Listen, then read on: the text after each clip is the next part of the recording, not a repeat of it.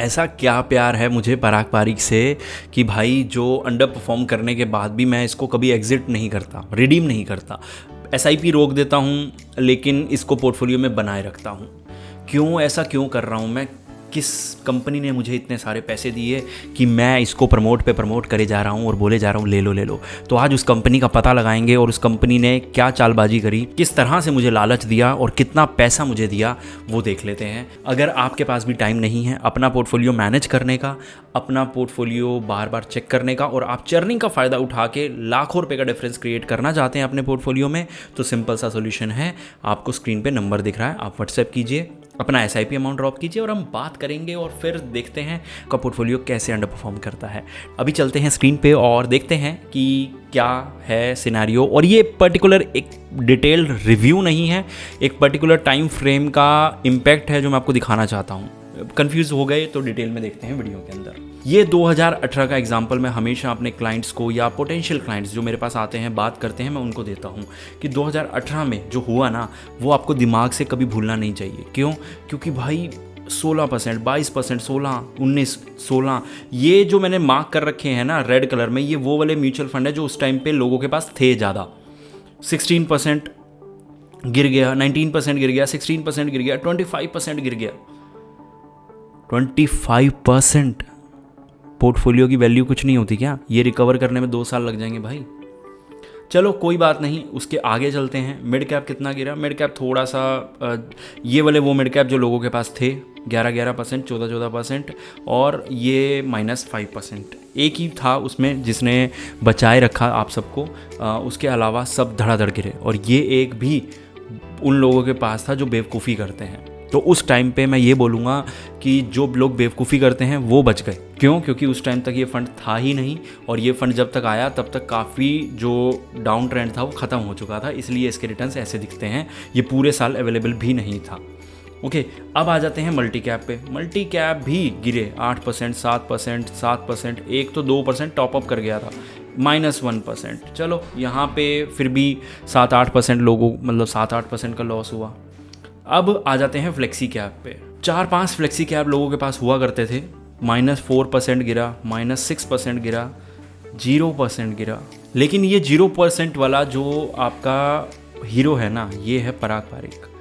अब आप कहोगे कि यार 1 साल इसने रिटर्न्स नहीं दिए, बाकियों ने नेगेटिव दिए, तो तुमने इसको हीरो बना दिया। हाँ, बना दिया। रीज़न बताता हूँ आपको। देखो, अब यहाँ पे सिंपल सा कैलकुलेशन मैं बहुत बार बता चुका हूँ। एक फंड 15% रिटर्न दे रहा है, दूसरा भी 15% दे रहा है, एक 12 दे रहा है, दूसरे साल भी इसने 12 दिया।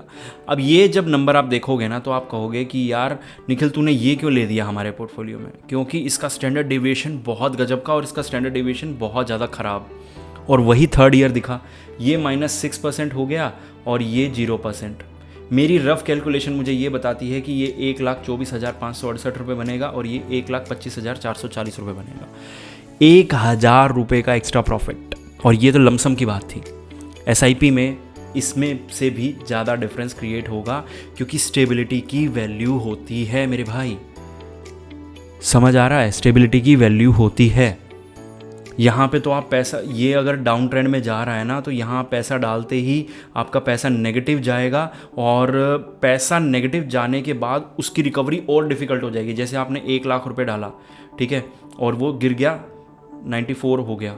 अब ये 94 और ये आपका 1 लाख आपने डाला, ये 1 लाख ही रहा। तो अब यहाँ पे मैं कह रहा हूँ, यहाँ पे 15% ये अगले साल भी देता है और ये 12% देता है, तो भी रिटर्न्स इसके ज़्यादा रहेंगे। तो 4 साल में से 3 साल अगर ये फंड परफॉर्म करता है ऊपर वाला, और सिर्फ 1 साल डाउन ट्रेंड में नीचे वाला फंड परफॉर्म करता है, तो वो 4 साल में भी आगे रहेगा। हाँ, एक चीज़ सिंपल सी बात है, यहाँ पे एक कैलकुलेशन में थोड़ा सा जो गड़बड़ वो ये है कि अगले साल अगर इसने अच्छे रिटर्न्स दिए और इसने ऐसे रिटर्न्स दिए, ठीक है, तो डेफिनेटली ये वाला फंड आगे निकल जाएगा, ठीक है। लेकिन एक चीज़ का ध्यान रखना, अब ये फंड आगे निकल गया, लेकिन ये क्वार्टर का जो ड्रॉप है ना, ये बहुत बार आता है। ये तो मैंने यहाँ पे साल की बात कर ली कि 2017, 18, 19, 20 या 16 की, लेकिन अगर मैं क्वार्टर्स की बात करूँ ना, तो ऐसे होता है। कभी भी बहुत रेयर होता है कि चारों क्वार्टर ज़बरदस्त जा रहे हो, ये पॉजिटिव रहा, ये पॉजिटिव रहा, ये पॉजिटिव रहा, ये नेगेटिव चला गया।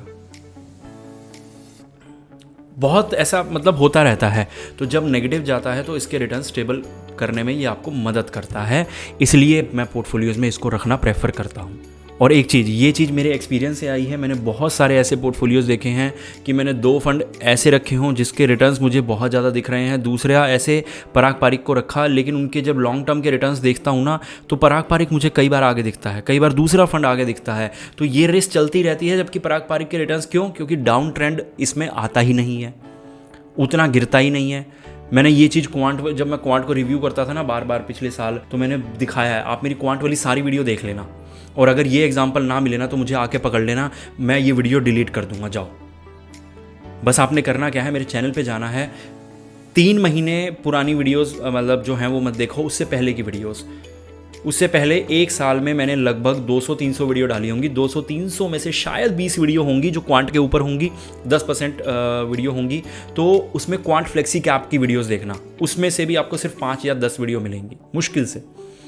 उस वीडियो में ये देखना, और लमसम वाली वीडियोस भी देख लेना। लमसम महीने में 1 वीडियो डलती है, तो मैक्स टू मैक्स आपको 12 से 15 वीडियो मिल जाएंगी।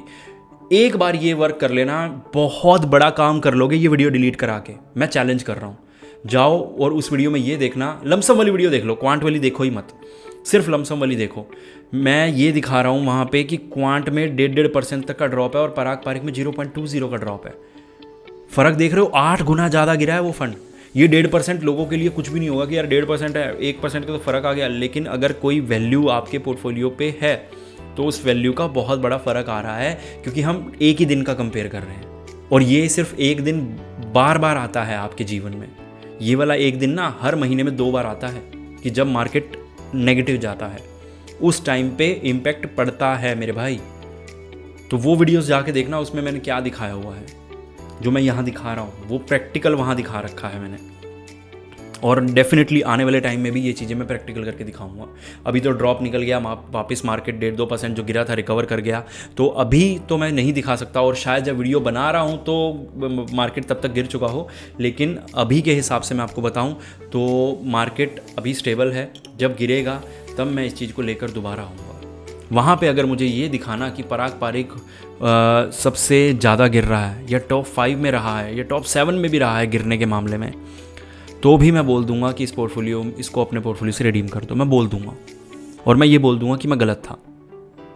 तो इस चीज़ को ध्यान देखो, मैं यहाँ पे ना अब एक चीज़ अकड़ नहीं दिखा रहा, या फिर मतलब एरोगेंस नहीं है। बहुत से लोगों को लगता है कि यार आप बिल्कुल एरोगेंटली बात करते हो, ये नहीं मेरे भाई, मैं सिर्फ आपको समझाने की कोशिश कर रहा हूँ कि सिर्फ पास्ट रिटर्न्स देख के फंड लेना बंद कर दो, स्टेबिलिटी को थोड़ा सा फोकस रखो। और नहीं अगर हो रहा आप लोगों को लग रहा है कि यार मुझे तो अपनी अर्निंग पे फोकस करना है, मैं कमाऊंगा तभी तो इन्वेस्ट ज़्यादा करूंगा, ये वाला थॉट प्रोसेस रहता है। मेरे क्लाइंट्स ही वही लोग हैं जिनका थॉट प्रोसेस ये है कि मुझे अपनी इनकम, अपनी फैमिली पे ध्यान देना है और मेरी इन्वेस्टमेंट आप बढ़ाओ। तो ये चीज़ है, क्योंकि हम अपनी कोस्ट तो खुद ही कवर कर लेते हैं, और नहीं तो आपको यार सिखा रहा हूँ रोज़ आके।